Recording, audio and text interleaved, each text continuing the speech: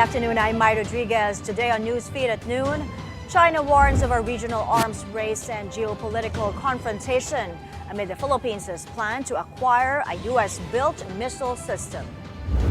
Just in time for the new year, oil prices are expected to fall next week. Intensifying tensions in the Middle East as Israel launches strikes against Houthi targets in Yemen. And the first look at the long-awaited sequel to the sports comedy, Happy Gilmore. Thanks for joining us. We begin with China issuing a dire warning over the Philippines' plan to acquire a U.S.-built missile system. Beijing claims the move will lead to geopolitical confrontation and an arms race in Asia. The Philippines side is working with the United States to introduce Typhoon missile system, and it is placing its own security and defense in the hands of others, introducing the risk of geopolitical confrontation and an arms race in the region. It is posing a substantial threat to regional peace and security. Whose interests are served by such actions? How can we consider this independent foreign policy? This harms others and themselves. Defense Secretary Bilyonaryo has justified the country's plan, saying any deployment and procurement of assets related to our security and defense fall within our own sovereign prerogative. He added, if China is truly intent on reducing tensions in the region, they should cease their saber-rattling and withdraw their illegal presence from the Philippines' exclusive economic zone. A House lawmaker slamming China's apparent meddling in Philippine affairs, Surigao del Sur Representative Ace Barber says Filipinos, including lawmakers, should show support for Defense Secretary Bilyonaryo. Barber stresses it is none of China's concerns if the U.S. brings its Typhoon missile system to the Philippines. He adds the Philippines does not meddle when China holds military exercises with Russia. But former Bayan Muna Party List Congressman Carlos Zarate, purchasing high-tech firearms is not the solution to the West Philippine Sea dispute. He says it will only put a heavy strain on our debt and may even cause an arms race in the region. The administration's senatorial bets for 2025 continue to dominate preference surveys. 10 of their candidates made it to the top 12 in the latest SSWS poll. House Deputy Majority Leader Erwin Tulfo is at number 1, followed by Senators Bong Revilla, Bongo, and Pia Cayetano. Meanwhile, independent candidates Ben Tulfo and Willie Revillame were also in the list. The survey was conducted from December 12 to 18 rather, in which respondents were given 70 names and asked to pick 12. President Bongbong Marcos has yet to sign the proposed national budget for 2025, but critics are already planning to file a petition against what they say is an unconstitutional spending bill ratified by Congress. Agatha Gregorio has this special report. The 2025 budget is under thorough review by the president and his cabinet to ensure it's constitutional. But soon there may be a petition against it at the Supreme Court alleging it's unconstitutional. Law professor Dante Gatmaitan, who also contested the constitutionality of the 2024 budget, talked about this possible petition. Pwedeng i-lump together lahat ng mga claims ng unconstitutionality, like yung size ng budget, which is a lot bigger than the one offered by the president. Yung pagtanggal ng pera from PhilHealth. All of those things will be put into one case, or different parties bringing various issues. We're going to challenge the legality of many of these provisions, and we're going to ask, I think, hindi ko pa na-consult to, the petitioners are going to ask the Supreme Court to direct Congress to enact a budget for yung mga tinanggalan ng pera illegally, including the PhilHealth. Together with Senate Minority Leader Coco Pimentel, Gatmaitan was among the signatories to the petition against the order to transfer nearly 90 billion pesos of PhilHealth funds to the National Treasury. Gatmaitan brought up a similar issue for 2025. There's no such thing as excess, not in the current state of PhilHealth. May COA report was this morning sa news that they are not sure PhilHealth can survive as a business with the state of their finances. So tatanggalin mo pa yung kanyang budgets for operations, talagang magko-collapse yan. Yung unconstitutionality naman comes because a General Appropriations Act cannot amend a special law. Yung mga laws na sinasabi namin, yung PhilHealth Act mismo says na pag marami kang pera, there are only two things you can do with that money. You broaden yung coverage ng PhilHealth, di ba? Dahil napaka-limited niya ngayon. Or, ano yung isa? Bawasan yung premium na binabayaran natin. Okay? But they're moving the money. Multiple lawmakers have also spoken out against the removal of PhilHealth subsidy in 2025. These include Pimentel, Bongo, Amy Marcos, and Mig Zubiri. Zubiri hopes for the resolution of the issue in the education sector, especially the computerization program of the Education Department.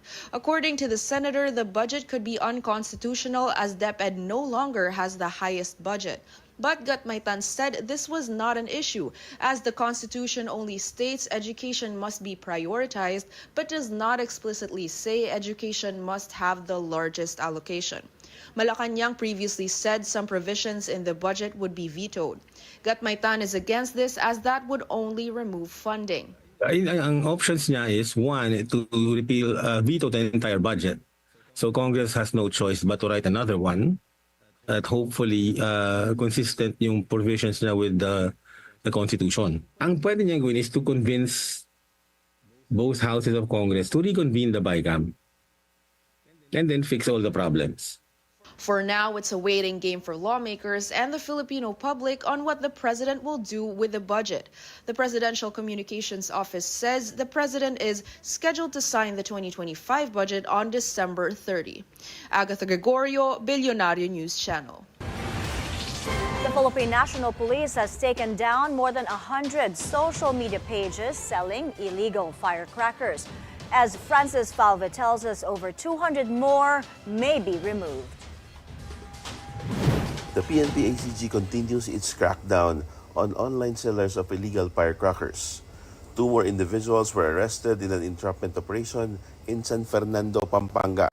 Authorities seized powerful firecrackers worth around 60,000 pesos. Well, marami naman na mga areas na merong New Year's countdown. Siguro manood na lang po tayo roon ng mga New Year's countdown. Merong mga fireworks naman doon at iwasan na po natin magbenta ng mga paputok online dahil nandito yung ating mga kapulisan patuloy na nagmo-monitor at magsasagawa ng operation. Since December 6, 10 online sellers have been arrested and the number is expected to increase. If convicted, they could face 6 to 12 years in prison. The PNP-ACG remains focused on monitoring internet transactions. In fact, according to PNP-ACG, they have taken down the social media pages selling firecrackers. They have also monitored 208 accounts that may be recommended for removal. Pagka mayroon tayo nakitang violation, we will request for the takedown. According to the Department of Health, the number of firecrackers-related injuries has risen to 69 as of Thursday. Most of the victims are minors, and 86% of the incidents were caused by illegal firecrackers, particularly the boga. The PNP-ACG is also looking into online tutorial videos on making and using the boga. They may recommend the removal of these videos. Francis Polbe, Bilyonaryo News Channel.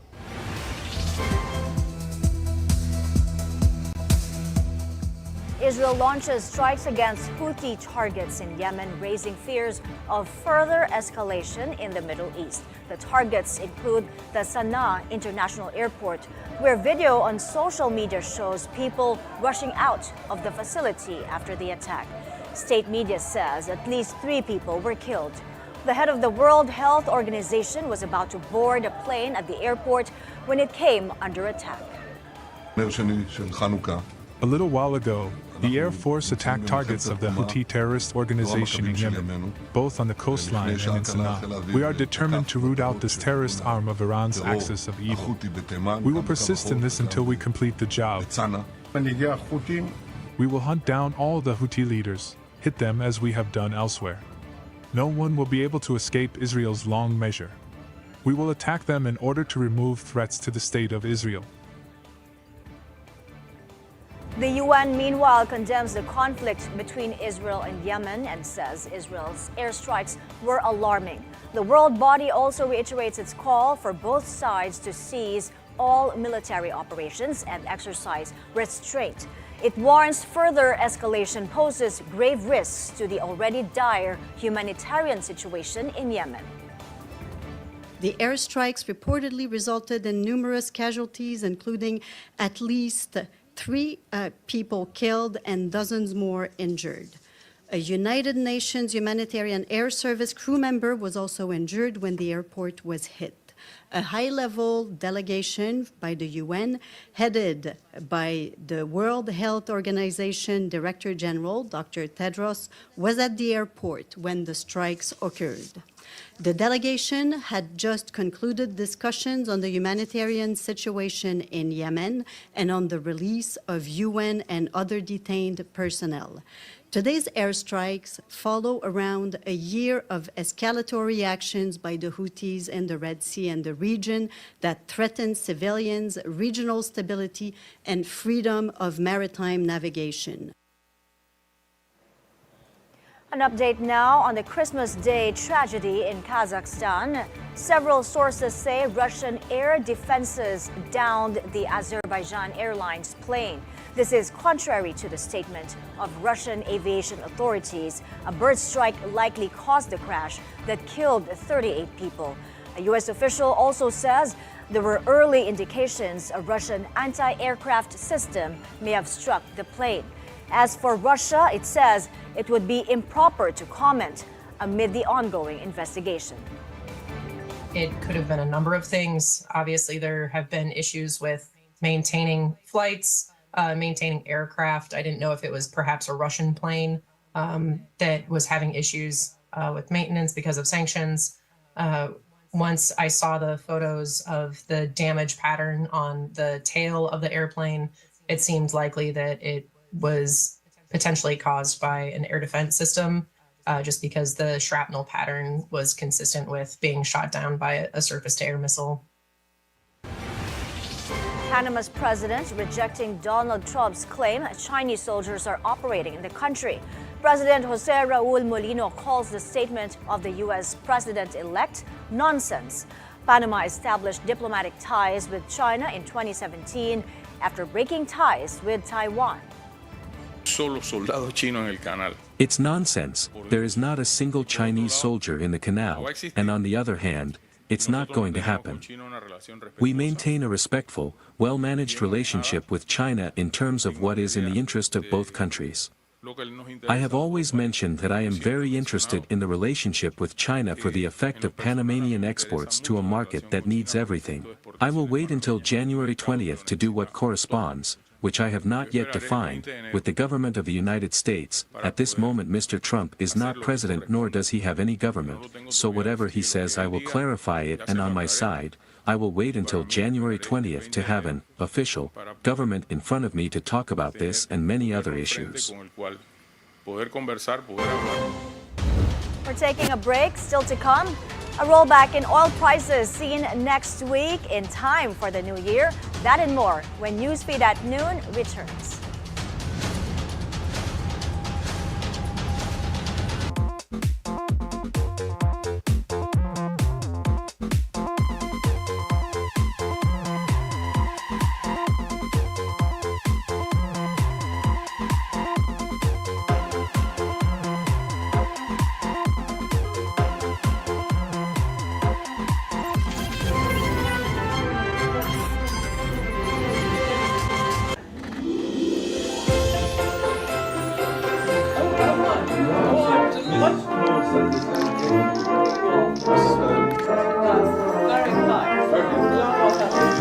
It's looking very smart. Hello, Lenny. He's woken up specially. Hello.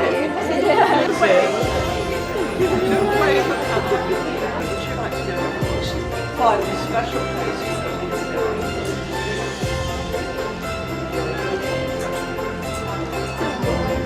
Go for this one here.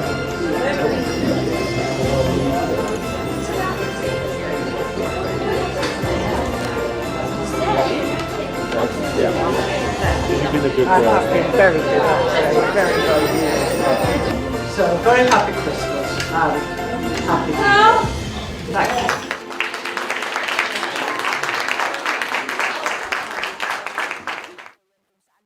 This is The Scorecard, where you score the latest sports news and in-depth views. I'm Anton Rojas. I'm Erica Christensen. Get ready.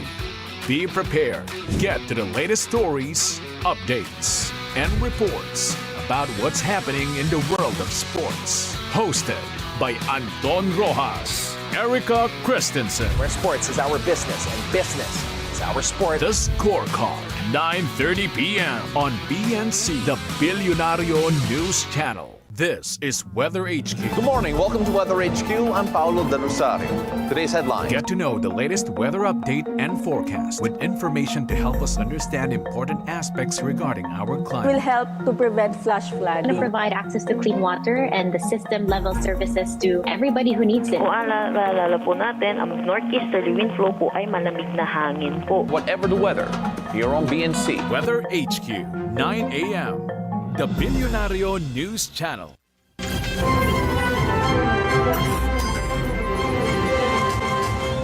You're back on Newsfeed at noon.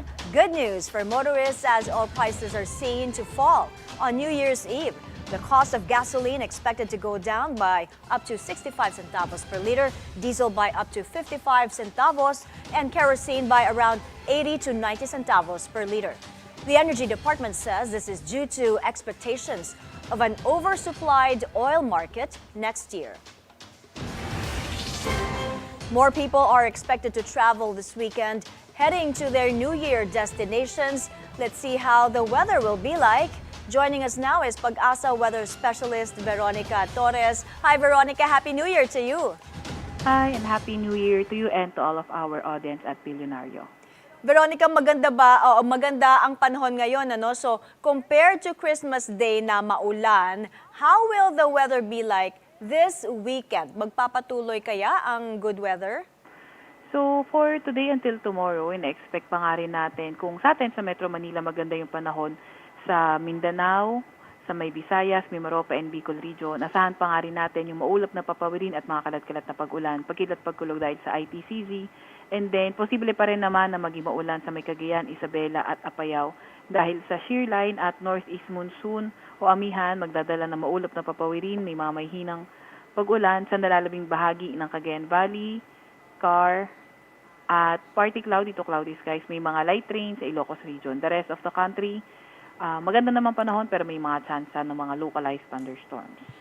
So, ang weather systems affecting the country, itong amihan sa Northern Luzon, ITCZ, sa may Mindanao naman. So, itong mga systems na to, magdadala ng cloudy skies at pag-ulan ano, sa certain areas na sinabi mo nga. Ano. Paano naman po doon sa mga usually pinupuntahan pag may long weekend o kaya may bakasyon, like sa Boracay, sa Baler, sa Aurora, doon po sa mga lugar na ganon. Ano po ang panahon?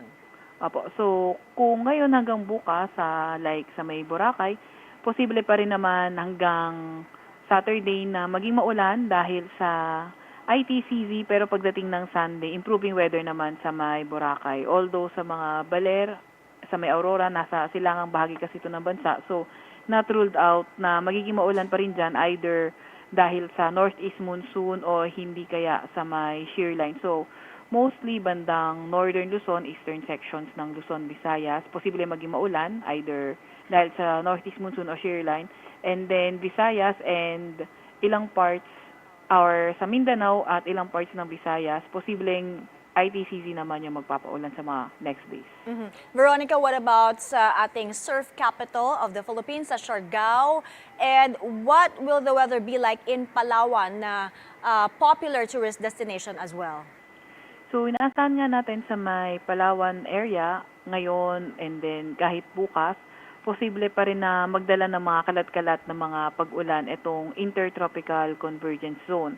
And then kung sa Siargao naman, ITCZ pa nga rin magpapaulan ngayon kahit hanggang for the whole week, inaasahan nga natin posible maging maulan dahil pa rin sa intertropical convergence zone. Pero ingat pa nga rin or mag-antabi pa rin sa mga ilalabas na update ng Pag-asa.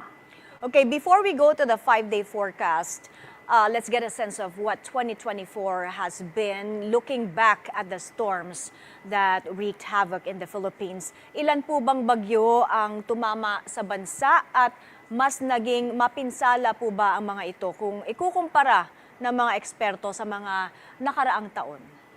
Opo. So, ngayong taon nakaranas tayo 18 na bagyo na pumasok or nabuo sa loob ng ating Philippine Area of Responsibility. Actually, yung isa nga doon, yung si Romina, nasa labas lang siya pero naka-apekto pa rin siya dahil nagtaas tayo ng signal sa ilang parts ng bansa natin kahit nasa labas siya.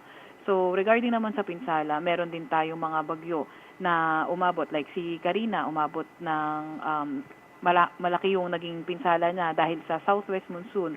So, may mga pinsala na nagawa tong si Karina at yung mga comparable din naman siya sa mga pinsala na nangyari nung other like mga previous din. May mga past din tayo na bagyo na naging katulad din niya yung pinsala. If you remember, sabi nga ng mga scientists, there was something unusual na nakita nila noong November na itong 4 tropical storms lined up in the Western Pacific. Yung tumama sa atin, yung Super Typhoon Marce, Typhoon Nika, Super Typhoon Ophel, Super Typhoon Pepito. This is something that scientists have not recorded before in the month of November. So, ito po ba, ganito na ba ang makikita natin in the coming years? No? Wag naman sana, pero ang sabi nga dahil sa global warming. Not ruled out po na magkaroon din ng mga maraming bagyo during November dahil noong November nagkaroon nga daw tayo ng La Nina-like condition. Kaya ang nangyari, naging pag La Nina, nagiging mas marami yung bagyo na nabubuo nga or nabubuo or pumapasok sa ating PAR. Pero tingnan po natin yung magiging assessment na ating mga kasamahang climatologists kung possible kasi meron silang nilalabas na climate outlook na good for 6 months kung marami na yung ine-expect nilang bagyo for November. Around what time ilalabas yung climate outlook na yan, Veronica? Yung climate outlook natin every end of the month and then yung numbers of bagyo good for 6 months. For example, maglalabas tayo ng climate outlook ng December. So meron tayong natitingnan nila until June.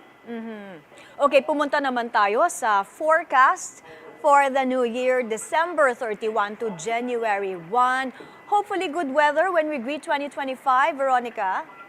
Actually, sa kasamaang palad, sa Eastern Visayas at Mindanao, possible pa rin maging maulan because of ITCZ. And then Batanes at Cagayan, possible na maulan din dahil sa shear line. However, yung nalalabing bahagi ng bansa, kasama na yung Metro Manila, ayun po yung magiging mas maswerte na mas maganda yung panahon na may mga kasama lang ng mga localized thunderstorms. Saglit lang naman yung mga thunderstorms, at least 30 minutes to 3 hours during severe cases. And then, malayo pa naman yung January 1, so mag-antabay na lang din tayo dahil alam naman natin na ang weather ay possible pa rin naman na magbago. Okay, mag-ingat na lang yung mga kababayan nating uulanin. Maraming salamat sa iyo, Veronica. Happy and peaceful New Year to you at sa Pag-asa. Salamat po. Happy and peaceful New Year din po sa inyo.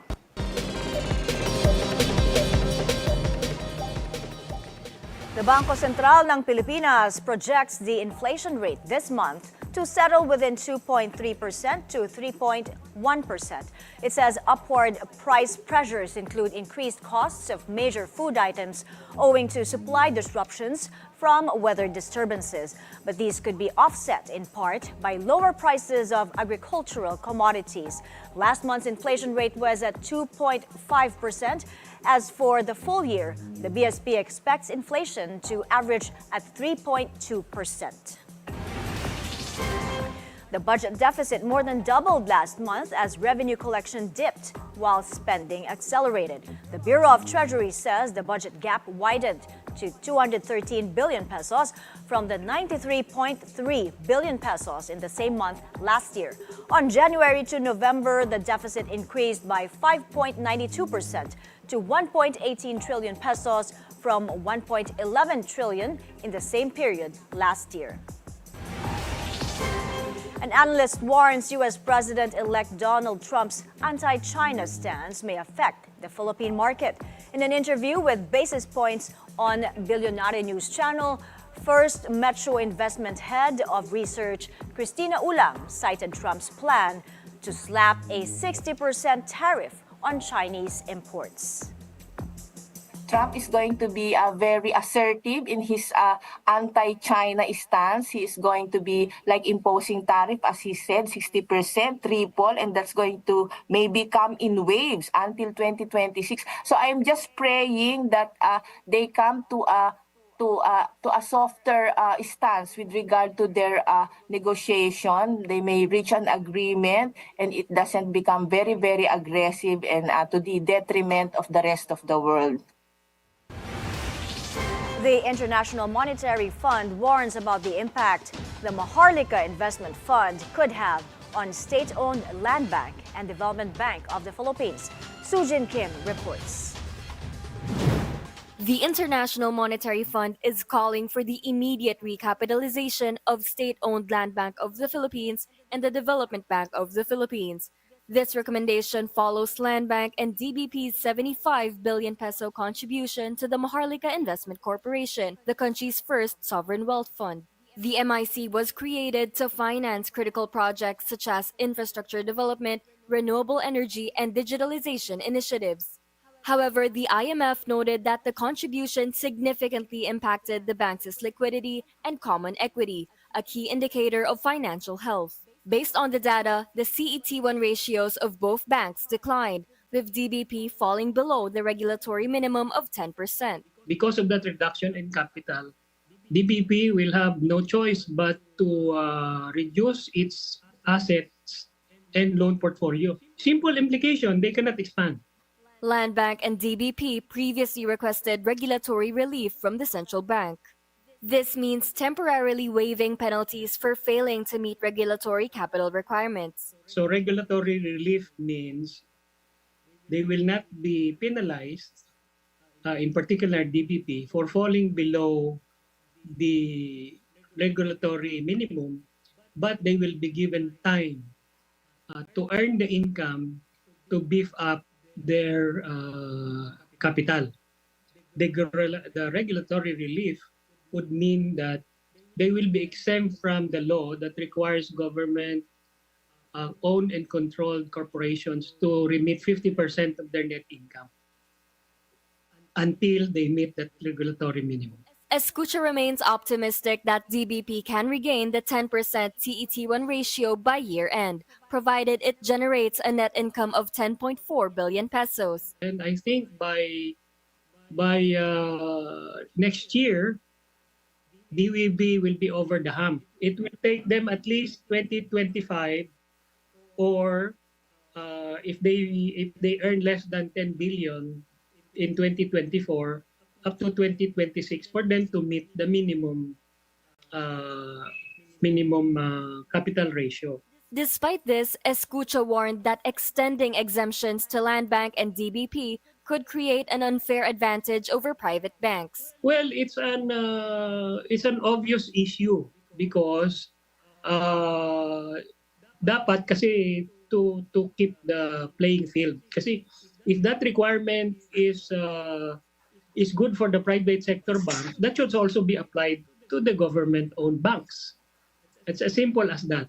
The IMF added that the central bank must ensure that any exemptions are temporary and will not compromise the integrity of the financial system. Sujin Kim, Bilyonaryo News Channel. We're taking another breather. Up ahead, a look back on the biggest names that made headlines this year. Keep it here on Newsfeed at noon.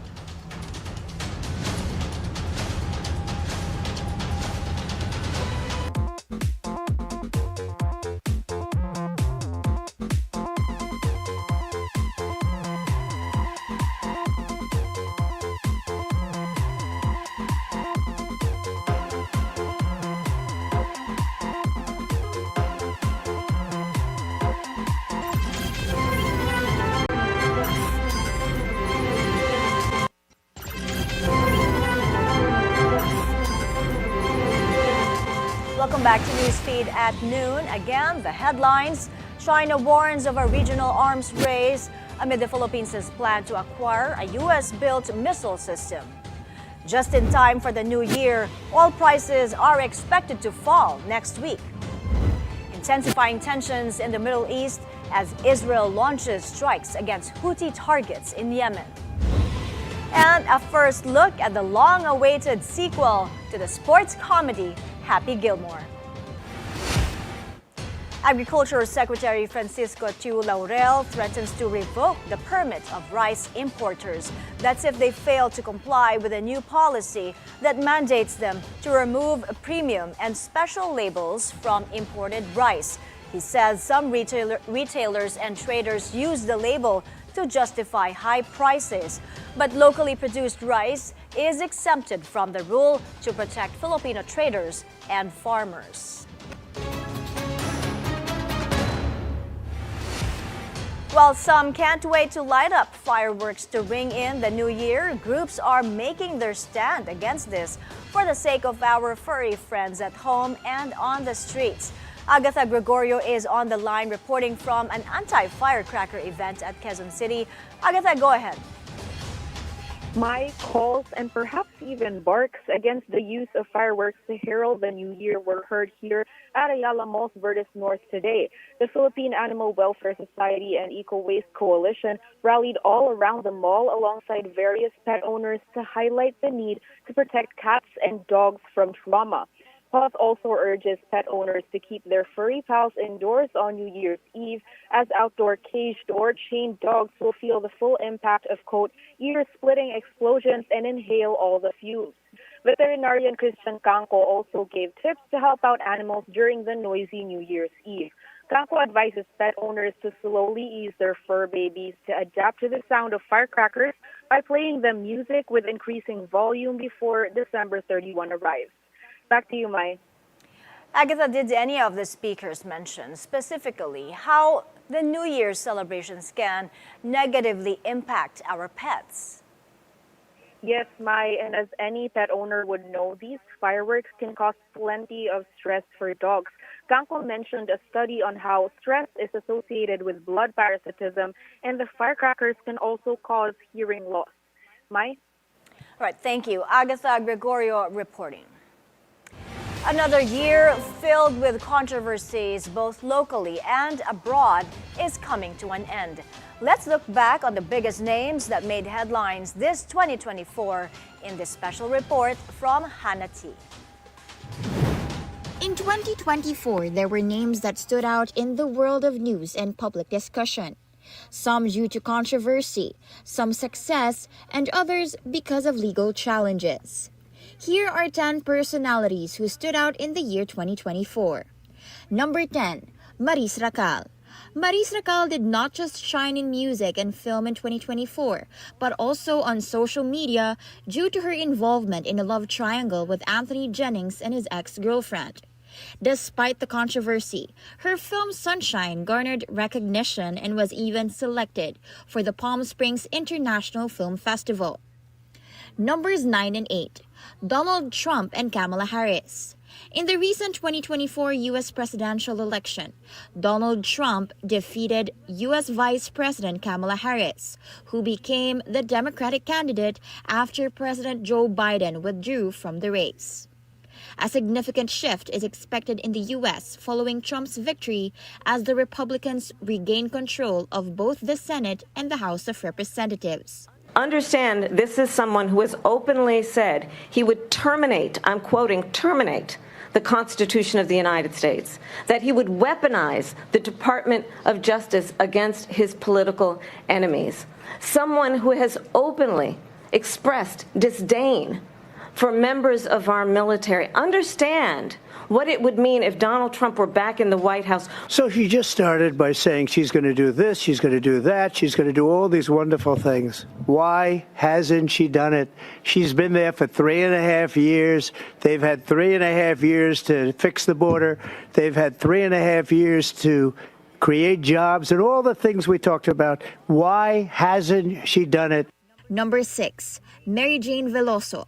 The Philippines successfully brought home death row inmate Mary Jane Veloso, who spent over a decade in prison in Indonesia for drug trafficking.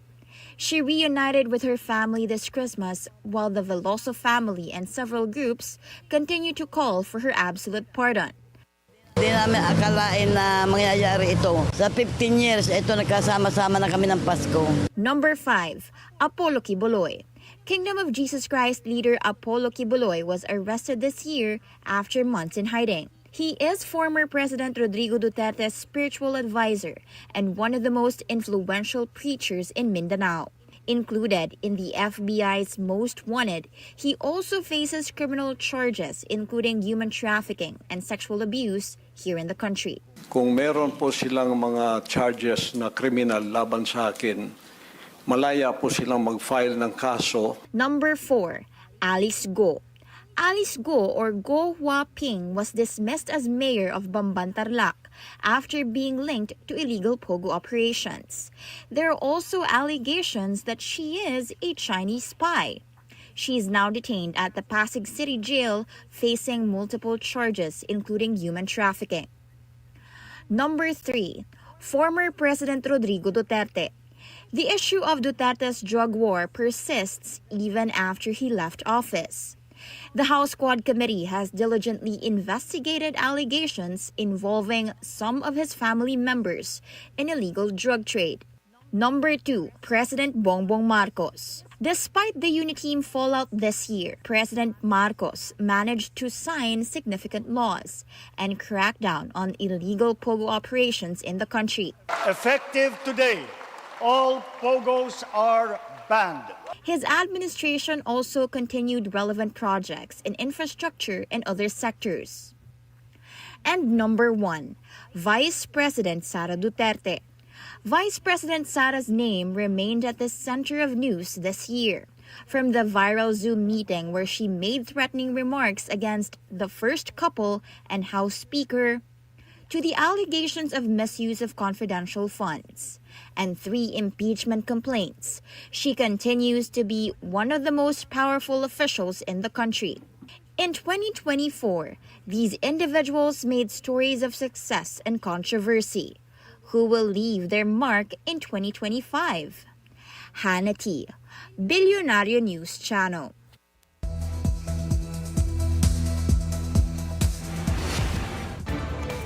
Azerbaijan sets up its own special commission to investigate the plane crash involving its flag carrier. It also sent a delegation to Kazakhstan. Azerbaijan is observing a day of mourning for the victims of the plane crash. 38 people were killed in the Christmas tragedy. I gave relevant instructions and spoke to the Prime Minister. Under his supervision, a commission has been set up. At the same time, the delegation of Azerbaijan was sent to the city of Aktau where the accident had happened. The commission's task is to fully investigate the matter, the causes and all the details of the accident, and to inform both me and the people of Azerbaijan. Meanwhile, dozens paid tribute to the victims of the crash at the airport in Baku. A minute of silence was also held. India's former Prime Minister Manmohan Singh dies. He was 92. Singh was admitted to a New Delhi hospital late Thursday after his health deteriorated due to what was described as a sudden loss of consciousness at home. Singh governed India for 2 terms. He was credited with steering the country to unprecedented economic growth and lifting hundreds of millions out of poverty. Singh also served as the governor of India's central bank. U.S. President Joe Biden and First Lady Jill will be spending the New Year break in the U.S. Virgin Islands. The Bidens arrived at San Croix on Thursday. This will be Joe Biden's last vacation as president. San Croix is one of 3 islands that make up the U.S. territory in the Caribbean. It has been Biden's getaway since he was vice president. Up ahead, Miami Heat President Pat Riley finally addressing rumors that they're allegedly trading Jimmy Butler. Stay with Newsfeed at noon.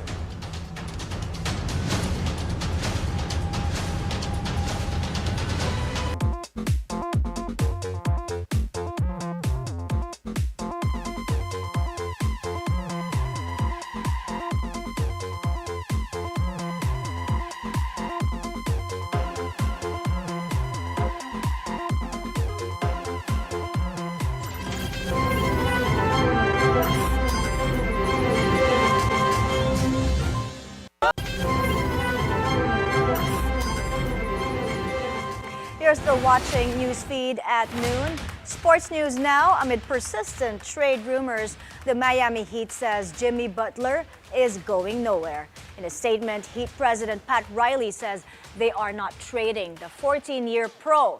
Riley adds the speculation has become a distraction to the team and is not fair to the players and coaches. Butler's agent recently criticized a report by ESPN insider Shams Charania that claimed his client wanted out of Miami. The NBA trade deadline is scheduled for February 6th of next year. In entertainment, the Gabi ng Parangal o award ceremony for this year's Metro Manila Film Festival is happening tonight. It will be held at 7 p.m. at the Soler Resort Ballroom in Parañaque City. Among the most talked about entries are the Vice Ganda starer and the breadwinner is The Kingdom, which stars Vic Soto, and Uninvited of Vilma Santos, Nadine Lustre, and Aga Mulak. The 10 entries can be seen in cinemas until January 7th. R&B queen Beyonce is keeping fans guessing after her halftime performance at the NFL's Christmas Day game. The 32-time Grammy winner dropped a video on her social media accounts showing her on a horse and waving the American flag. The brief video ends with a simple message that said January 14, 2025. Beyonce performed hits from her 8th studio album, Cowboy Carter, during the NFL game featuring the Baltimore Ravens against the Houston Texans. One of the most memorable sports comedy films of the 90s is getting a sequel. Streaming giant Netflix dropped a teaser for Happy Gilmore 2, starring Adam Sandler. It also features Kansas City Chiefs star Travis Kelce and Bad Bunny. The 1996 film tells the story of a hot-headed hockey player who shifts to golf in the hopes of reclaiming his grandmother's house from the IRS. No definite release date yet for the sequel, but it is scheduled to hit Netflix next year. Here's the full teaser.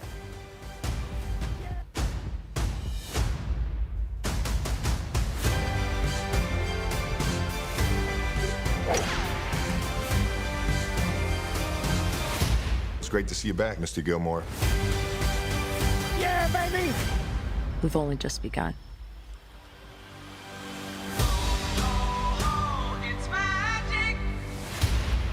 Gilmore. Big Daddy. And before we go to iconic Filipino dining spots, make it to Taste Atlas's list of the world's top 100 restaurants. The Aristocrat restaurant ranked 73rd, while Cafe Adriatico secured the 90th spot. The aristocrat was established in 1936 and is famed for its boneless chicken barbecue, but Taste Atlas also highlighted its lumpiang Shanghai, calling it one of the world's best. Cafe Adriatico, founded by the late Larry Cruz, earned its spot for its beloved adobo and pancit palabok. Always proud of Filipino cuisine. Those are the news this hour. I'm Mai Rodriguez. From all of us here on the Bilyonaryo News Channel, we wish you a happy and prosperous New Year.